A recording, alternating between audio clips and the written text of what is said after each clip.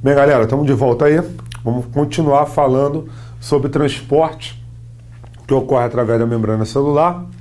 Só que agora a gente vai falar de transporte ativo, beleza? Nesse caso, para que haja transporte, a célula obrigatoriamente gasta energia, certo? Bom, primeiro transporte é o mais difícil de todos. Se você guardar isso, você vai saber todos, certo? É sinistro pra caraca. A bomba só de potássio é o pior transporte que você sempre vai estudar. Então, estou garantindo para vocês. Se vocês aprenderem esse, o resto é mole. O passivo é mole pra caraca. Todo mundo já pegou. Agora, esse daqui é o bicho. Vamos lá. Esse tipo de transporte aqui ocorre, por exemplo, no neurônio. Para que haja a formação do impulso nervoso, a carga iônica do citoplasma neural é negativa, né? Então, isso se mantém, tem que se manter negativa pela quantidade de potássio que existe dentro do neurônio e proteínas que acabam interferindo na condição da carga eletrônica dentro do citoplasma. Bem, então no meio citoplasmático do neurônio, eu tenho uma grande quantidade de potássio.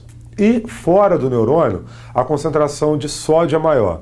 Eu tenho uma concentração maior de sódio fora da célula e menor de sódio dentro da célula. Eu tenho uma concentração maior de potássio dentro da célula e de potássio menor fora da célula. Resultado: por difusão simples, como nós vimos, a tendência é que o potássio saia da célula e que o sódio entre. Só que quando o potássio sai da célula e o sódio entra, por transporte passivo, difusão simples, a carga eletrônica que deveria ser negativa, ela torna-se positiva, né? E para reparar esse problema, a bomba de sódio de potássio entra em ação. O que a bomba de sódio de potássio faz? Ela retira o sódio que entra no citoplasma por difusão e põe o potássio que sai do citoplasma e está indo para fora, por difusão, está saindo por difusão, e coloca para dentro, ou seja, sódio para fora, porque ele está entrando por difusão simples. E potássio para dentro, porque ele está saindo por difusão simples. Ok? Para que não haja equilíbrio, a bomba de sódio e potássio entra em ação. Quando ocorre o equilíbrio entre citoplasma e plasma, né? Ou seja, dentro do neurônio e fora do neurônio, de sódio e potássio, quando há o equilíbrio é porque o cara morreu. Se o cara morreu, não tem mais como gastar energia, porque não tem de onde tirar. E então, resultado, a maquinária parou, o sódio saiu, o sódio entrou, o potássio saiu, houve o equilíbrio, a carga eletrônica do neurônio passou a positiva e ponto, acabou, o cara está morto.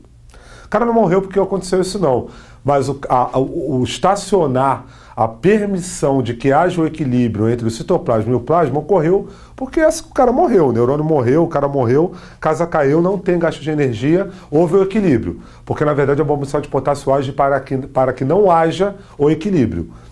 Então, ela, por transporte ativo, põe o potássio para dentro, porque ele está saindo para o transporte passivo, e põe o sódio para fora, porque ele está entrando para o transporte passivo. Beleza? Então, na verdade, a bomba de sódio de potássio entra na jogada. Bem, então chega uma hora que a bomba de sódio de potássio cruza os braços para que haja, de fato, esse desequilíbrio, né, que o negativo venha se tornar positivo, para que haja um impulso elétrico. Que, na verdade, o neurônio, a onda nervosa, o que a gente chama de impulso nervoso, impulso elétrico, ele se dá mediante essa diferença de carga eletrônica. O ideal é que se mantenha negativo, através da ação da bomba de sódio de potássio. Porém, chega uma hora que a bomba de sódio de potássio cruza os braços, entra sódio, sai potássio, a carga eletrônica que era negativa passa a positiva, e isso vai acontecendo em onda no neurônio para que o transporte do impulso elétrico, o impulso nervoso, alcance outro neurônio até o sistema nervoso central, e da mesma forma a resposta acaba voltando. Beleza? Bem, então é isso aí, olha só que maneiro. Proteínas de membrana que de forma ativa, remove o sódio que entra na célula por difusão simples e repõe o potássio que sai também por difusão simples, que foi o que eu expliquei. Beleza? Bem, aqui está a paradinha, se liga. Interior, intracelular, exterior. Carga eletrônica, né, nesse caso negativa, certo? Né, e vai começar a se tornar positiva, né, quando ocorre o quê? Quando o sódio, preste atenção, Negativa, ela vai se manter porque o sódio está entrando por difusão simples e o potássio está saindo por difusão simples. Para normalizar, tornar de positivo a negativo, o que a bomba de sódio de potássio faz? Ela põe o potássio para dentro, ok? E o sódio para fora, beleza? E com isso ela gasta energia, beleza? Espero que tenha sido claro, porque esse transporte é o transporte mais difícil. Esse é mole pra caramba, né? A endocitose. A endocitose ela vai se dividir, é também um transporte ativo, e ela vai se dividir em pinocitose e fagocitose, né? Na pinocitose o que ocorre é isso daqui, ó. Meio extracelular e meio intracelular. Beleza? Vamos entender o que acontece aqui. Concentração maior, não tem nada a ver, poderia ser menor. Há uma invaginação da membrana e a estrutura, o elemento a ser digerido entra. Então, o movimento de membrana, ele é sutil, ele é pequeno, através do que nós chamamos de invaginação.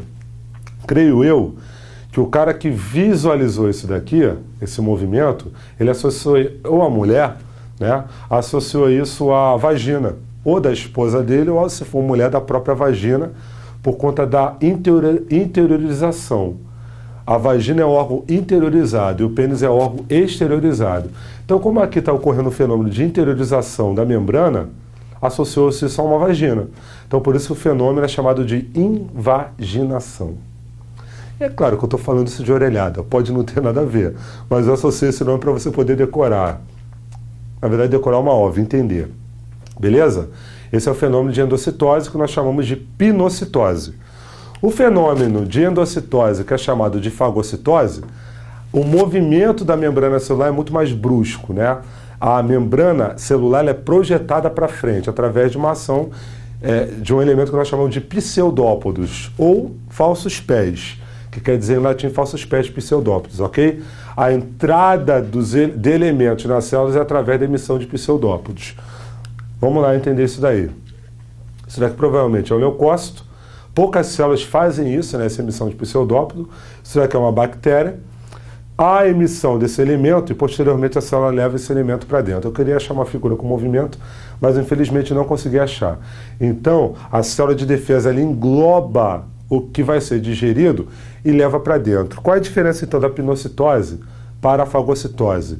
É o movimento da membrana. O movimento da membrana da fagocitose é muito mais intenso, é muito mais brusco do que o movimento da pinocitose. Pinocitose é um movimento sutil. Fagocitose é um movimento extremamente agressivo, enfim. Bem, então, isso dá, a diferença, né, na verdade, entre fagocitose e pinocitose é simplesmente a extensão do movimento da membrana. Na pinocitose o movimento é sutil e na fagocitose o movimento é muito mais brusco, muito mais intenso.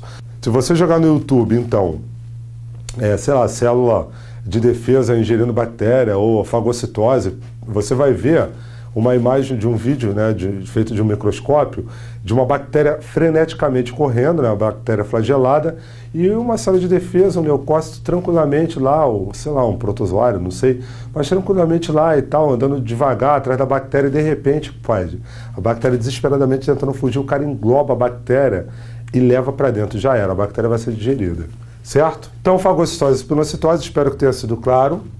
Mais um transporte ativo, e o último transporte ativo, que é a exocitose. Enquanto a pinocitose e a fagocitose é um movimento de entrada, a exocitose é um movimento de saída, certo? É muito parecido com a pinocitose, mas é um movimento de exteriorização. Seria esse movimento aqui. Membrana celular envolvendo o elemento a ser excretado, pode ser dejeto, pode ser substância, como é o caso da insulina, nas células beta do pâncreas, enfim. Então ela vai se associar à membrana e vai abrir esse vãozinho aqui, e não há um espaçamento da membrana, tendo em vista que as estruturas são todas formadas pelo mesmo elemento, dupla camada fosfolipídica. Então está aqui, ó, vem para cá, se associou e aqui abre. E o elemento ele é eliminado da célula.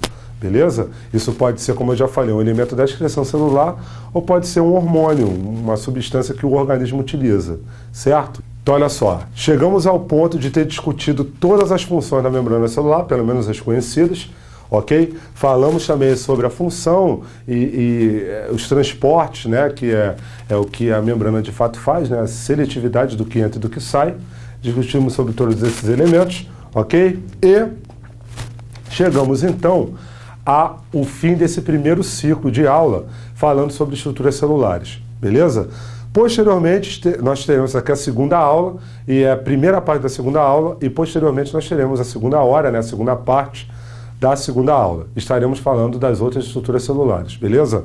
Galera, um grande beijo, estudem, ok? Porque o que faz a diferença do aluno que passa e do aluno que não passa não é a capacidade sobrenatural da intelectualidade do indivíduo, é, na verdade, a dedicação ao estudo, beleza? Um grande beijo, até a próxima.